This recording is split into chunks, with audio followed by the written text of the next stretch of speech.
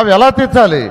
మీరు కట్టే ట్యాక్సులతోనే, మీరు కట్టే జిఎస్టీతోనే, మనందరం కట్టే ట్యాక్సులతోనే తీర్చాలి. ఒక పక్క అప్పులు తీరుస్తూ ఈరోజు ముఖ్యమంత్రి గారు సంక్షేమము అభివృద్ధి రెండు కళ్ళుగా చూస్తూ ముందుకు పోతున్నారు. మేనిఫెస్టోలో ప్రభుత్వం వస్తే పెన్షన్స్ 4,000 చేస్తామన్నారు. రాగానే 4,000 చేశారు. అంతేకాకుండా అరియర్స్ మొదటి నెలలో మొత్తం 7,000 ఇచ్చారు. డబ్బులుండి కాదు, డబ్బులు లేవు. ఈ పెన్షన్స్ సంవత్సరానికి 33,000 కోట్ల రూపాయలు అవుతుంది. అంతేకాకుండా మహిళలకి 3 గ్యాస్ సిలిండర్ ఇస్తామన్నారు. డబ్బులు లేకపోయినా మాట తప్పకూడదని 3 గ్యాస్ సిలిండర్లు ఇచ్చారు. ఆ రోజు ఎన్టీ రామారావు కూడు గుడ్డ నీడ అనే నిదానం స్టార్ట్ చేస్తే,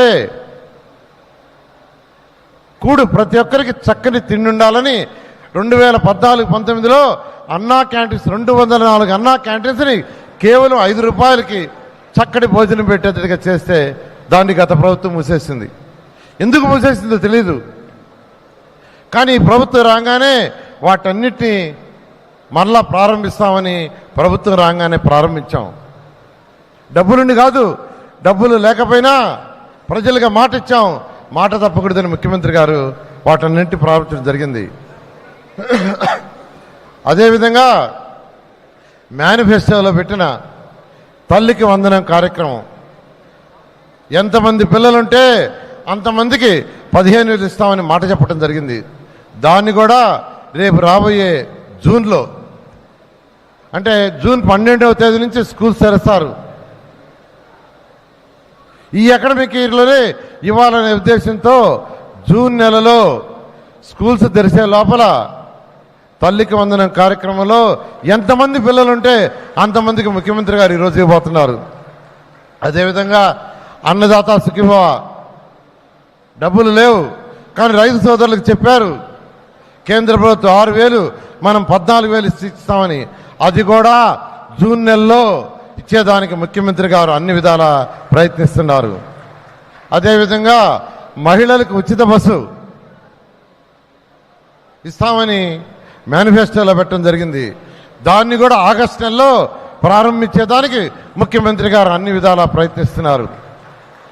ఖజానాలో డబ్బులుంటే ఎప్పుడో ప్రారంభించేవాళ్ళు, కానీ లేవు. కానీ వారికి ఉన్న అపార అనుభవంతో ఈరోజు ఒక్కొక్కటి చేసుకుంటూ వస్తున్నారు. అయితే నెల్లూరుకి చక్కటి పోర్టు ఉంది. మొన్న ఈ మధ్య ముఖ్యమంత్రి గారు మాట్లాడుతూ నెల్లూరుకు పోర్టు ఉంది, అంతేకాకుండా మరొక పోర్టు వస్తుంది, పోర్టు బేస్డ్ యొక్క ఇండస్ట్రీస్ తీసుకురావాలని అనేక విధాలుగా ఈరోజు మన యువ నాయకుడు ప్రయత్నిస్తున్నారు. లోకేష్ గారు ఆయన దేశ విదేశాలు తిరుగుతున్నారు, ఇండస్ట్రీస్ని పిలుస్తున్నారు, రమ్మంటున్నారు.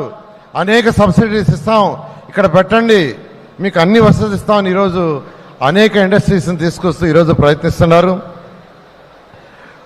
20 లక్షల మందికి ఎంప్లాయ్మెంట్ ఇవ్వాలి. రాష్ట్రం డెవలప్ కావాలంటే యువతకి ఉద్యోగాలు రావాలి.